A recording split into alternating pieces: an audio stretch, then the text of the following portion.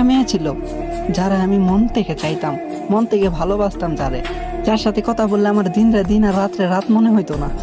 মাঝে মাঝে কথার ভিতরে আমি আরেকটা কথা জিজ্ঞাসা করতাম যে দেখো, আমি হলাম মধ্যবিত্ত, আমি এতটাও বড় লোক না, তুমি কি আমার সাথে থাকতে পারবে?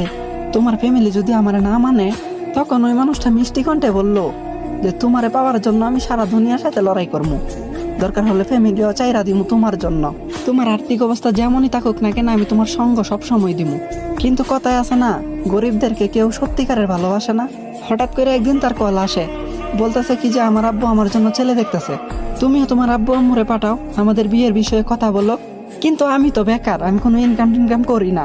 তখন আমি তারে বললাম যে তুমি না বলছো তোমার বিয়ের আরো অনেক দেরি আছে, এখন কোন মুখে আমার মা বাবারে পাঠামু তাদের অপমান করার জন্য?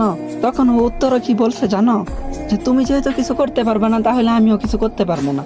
তার সামনে আমি অনেক কান্না করতেছি, তারা মিনতি করে বলতেছি প্লিজ তুমি আমার চাইরা যাও না, আমি বাঁচতে পারবো না। কথায় কথায় যে মেয়েটা আমার জন্য জান দিতে রাজি ছিল, আজকে ওই মেয়েটা আমার কান্না দেখা একটু আফসোস পর্যন্ত করে না, একটু কষ্ট তার হয় না। ওই কি চাপে পড়ে করছে নাকি বেইমানি করছে ওইটা তো আমি জানি না, কিন্তু ওই মানুষের উদ্দেশ্যে আমি একটা কথা বলতে চাই। এই সময়ে পরিস্থিতি খারাপ, এই কারণে কোনো জবাব নেই আমার কাছে যে তুমি আমার সাথে এসব কেন করছো, কেন আমার টকাইছো। কিন্তু হ্যাঁ, অবশ্যই জবাব